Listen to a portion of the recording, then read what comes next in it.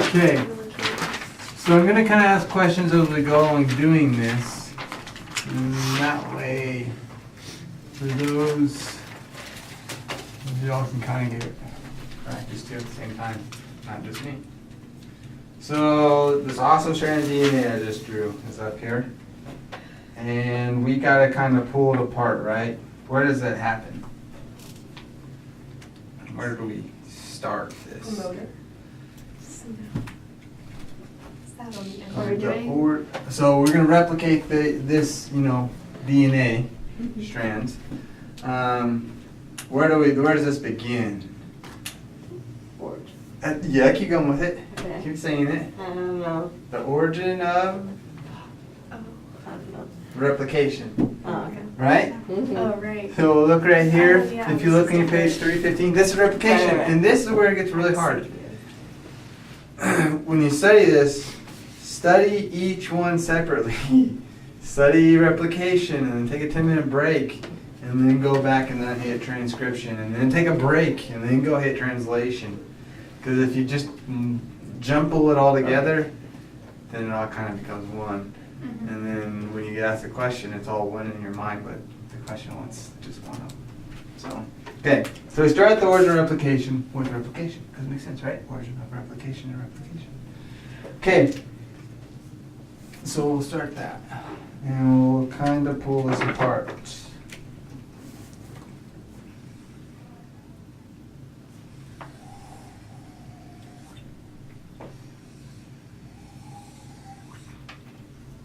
Okay. Now we have certain enzymes that will function to help make this work. One helps pull these strands apart. What is the name of this one? Helicase, yeah. So we'll say this thing's about right here, right? And it's working this way, right? Pulling those things apart. Okay? I'm gonna put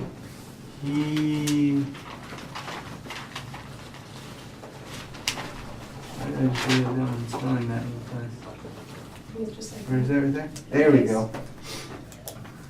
I was like, helicase. But I don't know why there's like something wrong with me. Okay. Now we have another one that helps with the tension that's on these strands, right? Because if you ever pull the rope right and they're twisted and you keep doing it, it gets more and more tight. So we have an enzyme that helps kind of relieve that tension that happens in these strands. What's the name of that one? Topos. Yeah. There we go. I was gonna do it green also, but it's kind of like down here,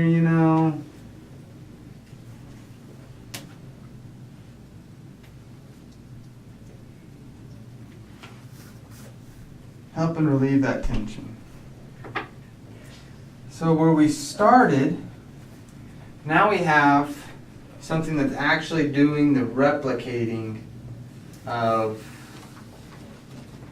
the DNA strand that's we have right on this one and the top one. What's the actual guy that's like doing the copying? It's like the copying machine. I'll say it's DNA. Good start. Polymerase. Yeah, great. Which one? 1, 2, or 3. Well, 3. Make it one of those. hello. Sorry. They're coming. So I didn't know where this was. There you I know, go. I didn't either. I So I was like, oh, messenger, over there. Oh, not anymore. Thank you. Sweet. And we'll talk about this later. Okay. Okay. So DNA, you said we're going over replication. I don't know if we did this or not. Mhm, We did, yeah. didn't we? So you can help me. Oh, we'll see. So we have DNA, you said polymerase 1, 2, or 3? Does what? It's 3. 3, it's 3, right? Yeah. So there's not actually, for as far as we're concerned, or that I even know, from what they're taught, there's not like a DNA polymerase 2 that we deal with, that we will deal with. It's there only a is 1 a- and a 3. There is a number 2 though, right? Because Probably, but we don't know it. It makes sense Not if there's a for 1, that. 2, and a 3, but I don't know what it does. So that means you don't have to know what it is. This is DNA polymerase 3. 3. Yep. I always remember that. It's always great, just kind of step back from this to find easy ways to remember these things, like attach it with something. Like for me, I'm the third, and as the oldest, I always remember doing all the work. And DNA polymerase does most of the work and all of this copying, so that's why it's easy to remember. But just find a way, ways to remember, the names of things and what they do. So, we have DNA polymerase. He's right here, we'll say, and he's copying this new strand I've got, okay? And as far as we're concerned, if that was like our initial, we just opened it up, then, you know, we're good right there. And you'll have the same thing going on this strand right here, just, right? These will be going that way, and the DNA polymerase will be working this way. Does that make sense? Because you have to go from 5 to 3. So whatever's going this way on this side, if they're anti-parallel, it's going to go opposite on the other side. Well, what happens now whenever because this continues going, right? It gets bigger and bigger. So what happens now that we have something bigger like this, and our original where we started was probably about right here. Got our DNA polymerase, drawing the helicase, topoisomerase, and there's one thing I forgot. The single strand. Yes. What do those do? What do these single-stranded proteins do? Keep the DNA afloat. Yeah, perfect. And I'm just going to kind of draw those like right along here. They're called single-strand proteins. Single-stranded binding. Okay. Yeah. That'll be like right along here, keeping those things apart.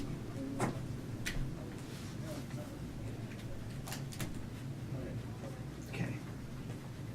Single-stranded binding protein. I just drew 2 of them right here, so this doesn't clasp back in, and then helicase is just doing like nothing. It's like running on a treadmill.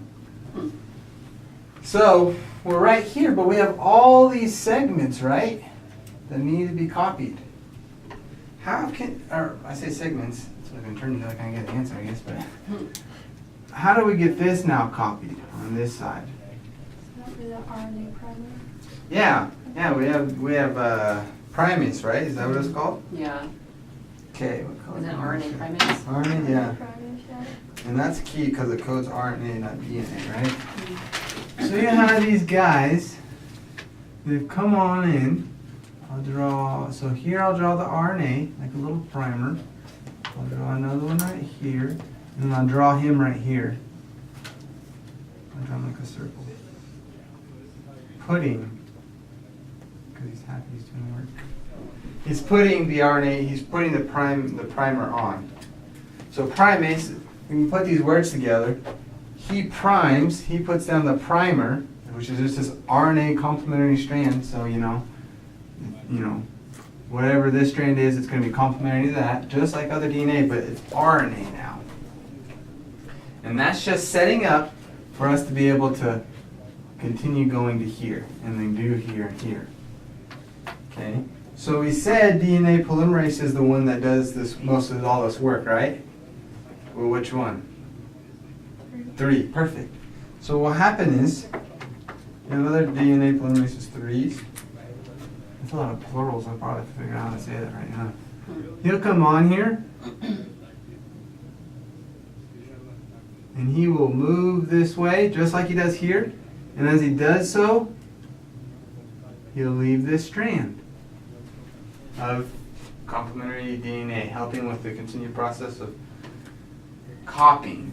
Now I'll ask, why do we have to have this primer? Why is it so important?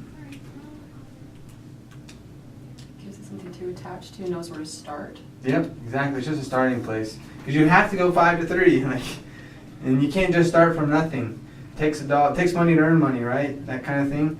You can't just start nowhere and then just start building. You can't build a building just on nothing. You have to have a foundation. So that's what's going on here. Good.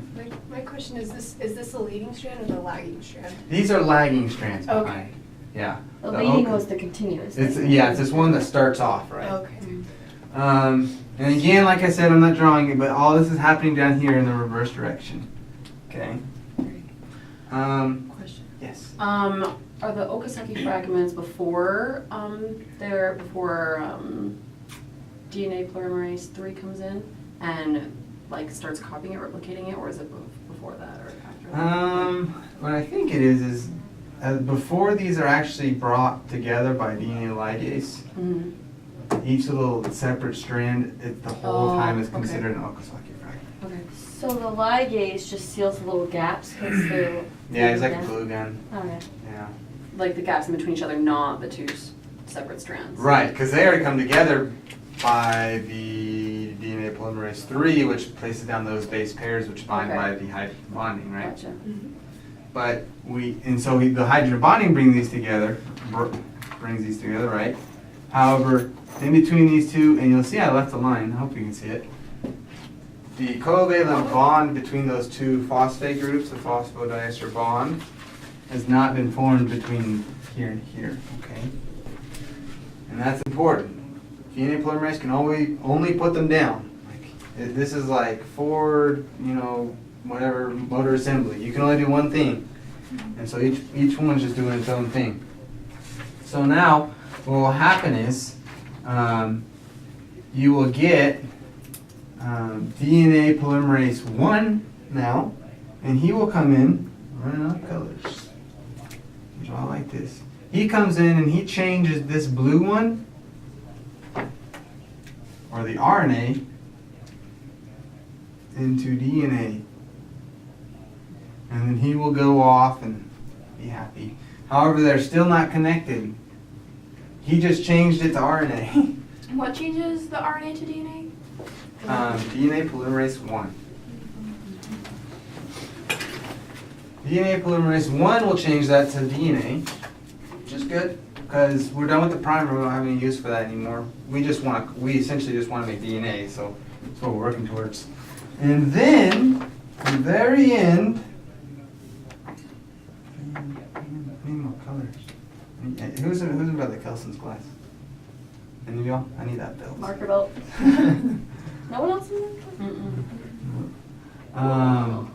Then, okay, I'm going to erase the DNA polymerase, okay? Mm. The DNA polymerase 1. And I'm going to erase the DNA polymerase 3 so I can show you